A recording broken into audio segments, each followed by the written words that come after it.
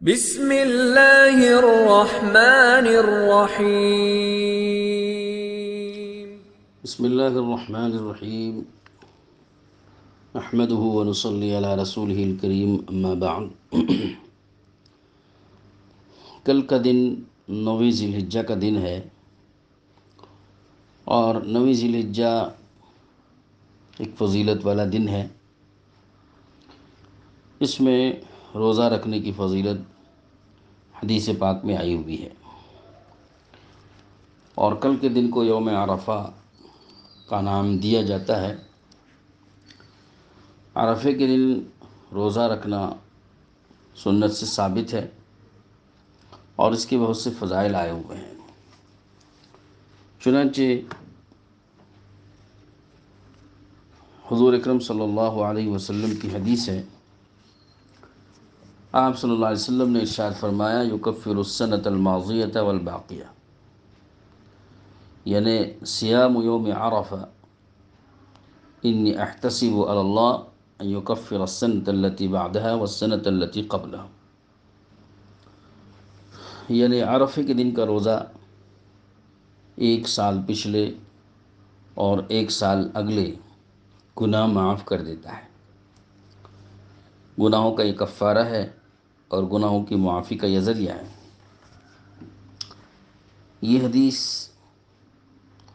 حضرت ابو قتادہ رضی اللہ عنہ کی روایت سے امام مسلم نے، امام ابو داود، امام نسائی، امام ترمذی اور امام ابن ماجہ رحمہم اللہ، ان حضرات نے اپنی سنن میں اس کو روایت کیا ہے۔ ایک روایت میں سہل بن سعد رضی اللہ عنہ روایت کرتے ہیں کہ اللہ کے رسول علیہ السلام نے فرمایا کہ من صام یوم عرفہ غفر له ذنب السنتین متتابعتین، کہ جو عرفے کے دن روزہ رکھے گا تو اس کے 2 سال مسلسل گناہ معاف ہو جاتے ہیں۔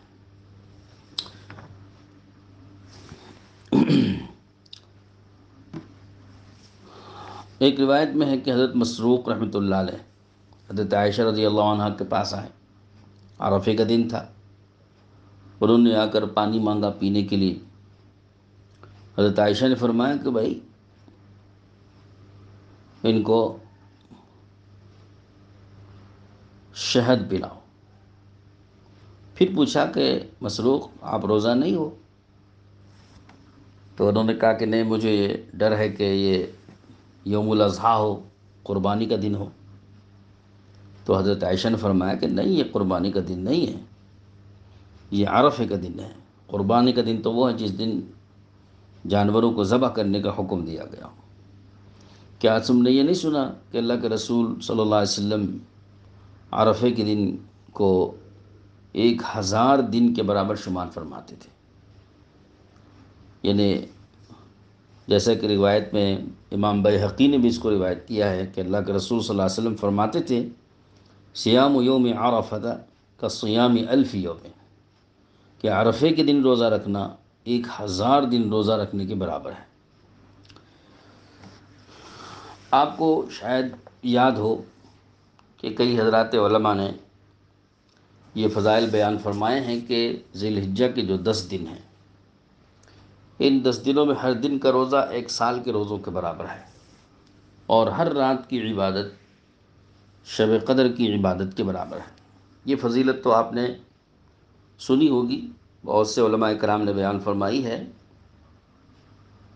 تو اب ذی الحجہ کے ان 10 دنوں میں ہر دن کا روزہ 1 سال کے روزوں کے برابر ہے، اور ہر رات کی عبادت شب قدر کی برابر ہے۔ لیکن عرفے کا دن کا جو روزہ ہے 9 ذی الحجہ کا، جو کل ہونے والا ہے، تو یہ عرفے کے دن کا روزہ صرف 1 سال کے نہیں بلکہ 1000 دن روزہ رکھنے کے برابر شمار ہوتا ہے۔ صیام یوم عرفہ کا صیام 1000 یوم، کہ عرفے کے دن کا روزہ 1000 دن روزہ رکھنے کے برابر۔ تو لہذا ہم کو چاہیے کہ روزہ رکھنے کا اہتمام کریں، اور ایک بات یہ بھی خوب ذہن میں رکھنا چاہیے کہ عرفے کے دن روزہ رکھنے کی جو فضیلت آئی ہوئی ہے یہ ان لوگوں کے لیے ہے جو حج کے سفر میں نہیں ہے، حاجی نہیں ہے، تو یہ خاص غیر حاجیوں کے لیے ہے۔ حاجیوں کے لیے منع کیا گیا عرفے کے دن روزہ رکھنے سے، جیسا کہ روایت موجود ہے امام ابو داؤد، امام نسائی نے، اور صحیح ابن خزیمہ میں بھی یہ روایت موجود ہے۔ حضرت ابو ہریرہ روایت کرتے ہیں کہ ان رسول اللہ صلی اللہ علیہ وسلم نہا عن صوم یوم عرفہ بعرفہ، کہ عرفے کے دن عرفے کے میدان میں، عرفات کے میدان میں حاجیوں کو روزہ رکھنا منع ہے، یہ حضور صلی اللہ علیہ وسلم نے منع فرمایا۔ تو اب جب آپ عرفے کے دن حاجیوں کو منع کر رہے ہیں روزہ رکھنے سے، اور دوسری طرف آپ عرفے کے دن روزہ رکھنے کے فضائل بیان کر رہے ہیں، تو یقینی بات ہوئی کہ غیر حاجیوں کے لیے فضائل ہیں، کہ جو حج میں نہیں ہیں ان کے لیے عرفے کے دن روزہ رکھنے کی بڑی فضیلت بیان کی گئی۔ تو لہذا ہم سب لوگوں کو چاہیے کہ عرفے کے دن روزے کا اہتمام کریں۔ اس کے ساتھ ساتھ ایک دوسری عبادت ہے تکبیر تشریق والی، تکبیرات تشریق، جس کو اللہ اکبر، لا الہ الا اللہ اکبر وللہ الحمد، یہ تکبیر مردوں کو متوسط، بلند، اونچی آواز سے پڑھنا واجب ہے۔ آہستہ پڑھنا یہ خلاف سنت ہوگا، آواز سے پڑھنا چاہیے۔ جہاں جہاں اللہ کا ذکر آواز سے پڑھنے کا حکم ملتا ہو وہاں آواز سے پڑھنا چاہیے، اور جہاں آہستہ کرنے کا حکم ہو وہاں آہستہ کرنا چاہیے۔ یہاں پر یہ ذکر اور یہ دعا زور سے پڑھنے کا حکم ملتا ہے۔ تو یہ تکبیر تشریق جس طرح مردوں کو کہنا ہر فرض نماز کے بعد واجب ہے، اسی طرح خواتین پر بھی، خواتین کے لیے بھی یہ مشروع ہے۔ عام طور پر خواتین اس میں کوتاہی کرتی ہیں اور بالکل تکبیر نہیں پڑھتی، یا ان کو یاد نہیں رہتا۔ مرد حضرات تو چونکہ مسجد میں رہتے ہیں تو وہ نماز کے بعد کوئی نہ کوئی یاد دلا دیتا ہے، تو ایک آدمی آواز سے تھوڑا پڑھتا ہے، دوسروں کو یاد آ جاتی ہے، لیکن عورتوں کو عام طور پہ یاد نہیں رہتا، تو ان کو چاہیے کہ اپنی نماز کی جگہ پر اس تسبیح کو اور اس ذکر کو لکھ کر لگا لیں بورڈ کی طرح سے، تاکہ اس کو دیکھ کر یاد آ جائے۔ تو خواتین کے بارے میں علماء کے دو رائے ہیں۔ بعض حضرات علماء اس کو واجب قرار دیتے ہیں اور بعض حضرات اس کو مستحب قرار دیتے ہیں۔ احتیاط اسی میں ہے کہ پڑھ لینا چاہیے واجب سمجھ کر، عورتوں کو بھی۔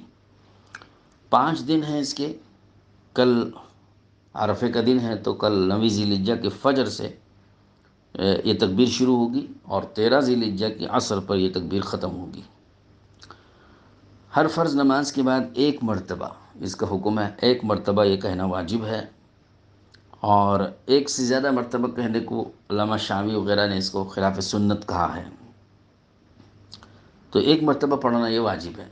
البتہ ایک عادت یہ بن چکی ہے کہ فرض نمازوں کے بعد تو اہتمام کر لیتے ہیں، لیکن سنتوں اور نفلوں کے بعد، اور اسی طرح سے ان 5 دنوں کے علاوہ ذی الحجہ کے دوسرے دنوں میں ان تکبیروں کو بالکل نہیں پڑھا جاتا۔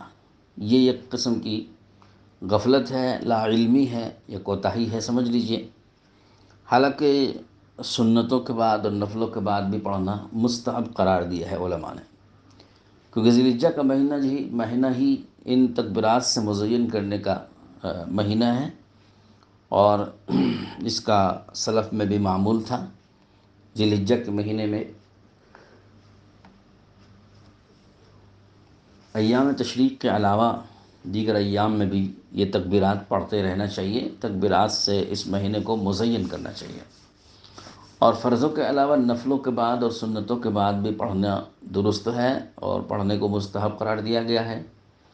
آہستہ سے پڑھتے رہیں، اس کا ورد بنائیں، چلتے پھرتے بھی، صرف نمازوں ہی کی بات نہیں ہے، بلکہ نمازوں کے علاوہ چلتے پھرتے، اٹھتے بیٹھتے بھی ان تکبیرات کو کہتے رہنا چاہیے، اور ذی الحجہ کے مہینے میں کثرت سے ان تکبیرات کو پڑھتے رہنا مشروع ہے، ثابت ہے۔ اللہ تعالیٰ سب کو عمل کی توفیق نصیب فرمائے، اور خاص طور پر دعا کا اہتمام ہو۔ کل کا دن بالخصوص دعا کا اہتمام کریں۔ آج کا دن جو 8ویں ذی الحجہ ہمارے ہاں تھی اور سعودیہ کے اعتبار سے 9ویں ذی الحجہ تھی، تو وقوف عرفہ ہوا ہے، اور وقوف عرفہ میں جو حاجی وہاں پر تشریف لے گئے عرفات کے میدان میں، دعا کریں کہ اللہ تعالیٰ ان کی دعاؤں میں ہمارا حصہ اللہ تعالیٰ شامل فرما دے، اور انہوں نے جتنی امت کے لیے دعا فرمائی ہیں اس میں اس کو ہمارے حق میں اور امت کے حق میں اللہ تعالیٰ قبول فرمائے۔ وآخر دعوانا ان الحمد للہ۔ لا إله إلا الله، لا إله إلا الله، لا إله إلا الله، لا إله إلا الله۔